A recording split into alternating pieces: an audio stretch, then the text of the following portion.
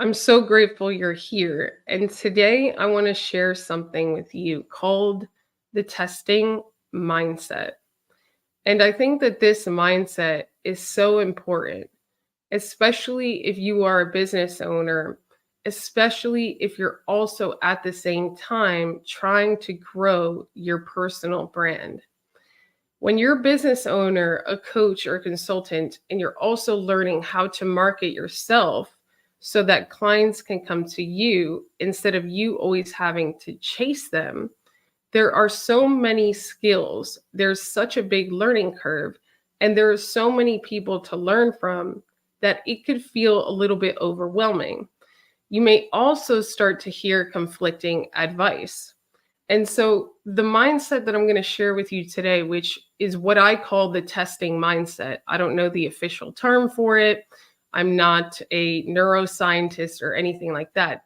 I'm just a woman who's a business owner and a mother, and who this mindset has really benefited me. So, I want you to when you approach things, not take other people's word as law, including my own. All right. And the reason for this is that the mindset that I'm about to share with you is a mindset of curiosity, of courage, of play, of leaving space for magic to happen, even if it's against all of the advice that you hear. Okay. And I'll share this mindset with you through a simple example. Because I'm a LinkedIn marketing expert and I help a lot of business owners grow on LinkedIn, one of the most common questions that I get is, Shanae, I heard from these five other LinkedIn gurus and experts that you should only post one time a day. Shanae, I heard that if I post more than one time a day, my engagement is going to go down.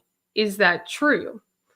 Whenever someone asks me this, I only ask them one question. And that question is, have you tried to post more than one time a day? So you're already posting one time a day. Have you tried to take it to two times a day or three times a day for at least a week or two? And have you just compared the results? And 99.9% of the time, they'll look at me with a surprised look because the answer makes so much sense and is so simple.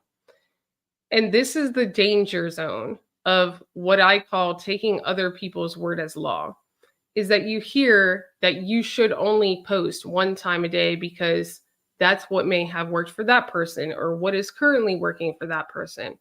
And so you refrain from taking action because you assume that they are correct. And then you don't allow yourself to test that advice for yourself based on your message, your audience, your specific situation. And I know that I'm using this LinkedIn question as an example, but I use it as an example because it's simple. But this could literally be applied to any other place in your life, from how you market yourself to how you serve your clients, to your nutrition, to doctor's appointments, to anything, to how you care for your children, to how you care for yourself. There's so many experts that will say you have to wake up and work out in the morning. But have you actually tested that for yourself? Because there's opposing research that says that you should, especially if you're a woman, maybe work out in the evening. What have you actually tried? And have you compared them to each other? Where do you feel most energized? And really, we've lost the ability to kind of feel within ourselves and look within ourselves for answers. And I'm not saying to not learn from experts. What I'm saying is that whatever advice you may pick and choose from an expert, it's important to apply and to run a test and to see if it works. And I tell people to do this with my advice all the time. We're having a challenge tomorrow. It starts tomorrow at 9 a.m. It'll be for 4 days, all the things that you need to build your personal brand on LinkedIn. But one of the things that I tell people is go try it. Watch my YouTube videos, see if you get results. Because if you do, then you're probably the type of person that will get on video, that will do live events, that has no problem writing. I'm not the advisor, the teacher for the type of person that's unwilling to do those things, because then my advice won't apply to their particular skill set or the actions that they're willing to take. The tests that they'll run, they won't be able to run with my advice because they're unwilling to do those actions. So it's not that I would be wrong in that scenario. It's that my advice is not the best for them because of the actions that they're willing to take. And it's not that they're wrong. It's just their style and knowing their strengths, their skill sets. So whenever you hear certain advice, especially as you're growing on social media, because there's advice everywhere, I want you to almost treat it like every single time that you may read a book. So for example, I don't read a second book until I finish the previous one.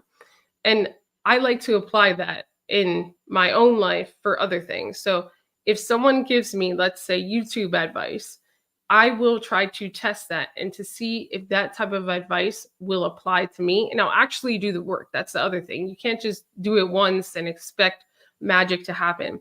Give it enough time where it should have yielded some type of result and see if that's the best strategy for you.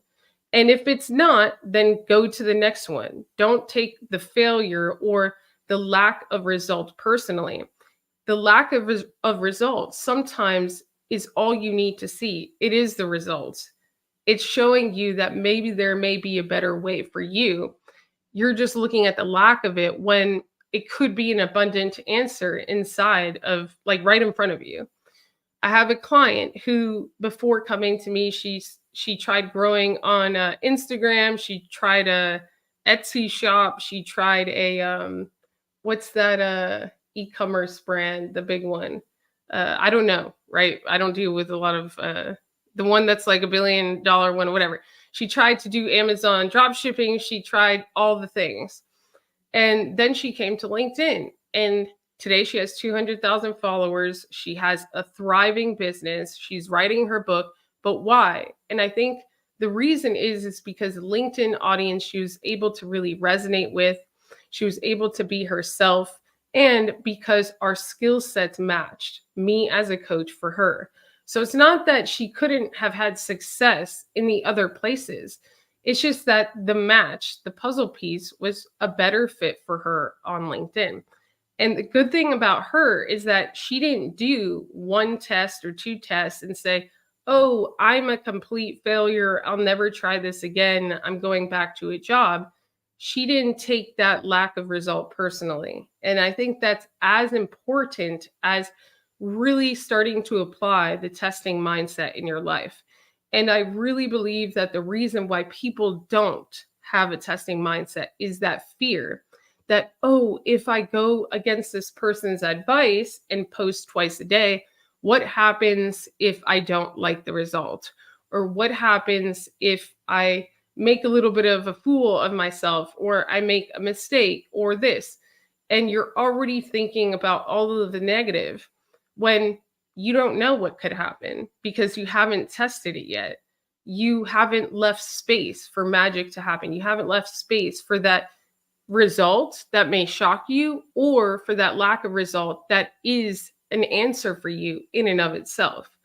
So I think that all I would advise, including this advice for myself, like, I want you to hear this and say, does it make sense? Does it not? Let me apply this testing mindset for the next week whenever I hear advice, including Shanae's LinkedIn advice, and see how it has or will change my life for the better or for the worse.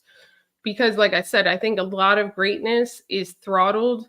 A lot of greatness is kind of kept restrained because we just may assume that other people's word is law.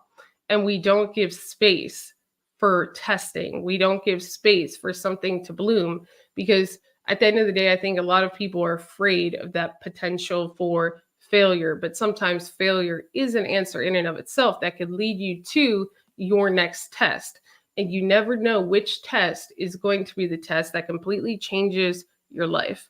And so I wanted to share this with you today. I'm going to be sharing a lot more of this type of content on the live on YouTube.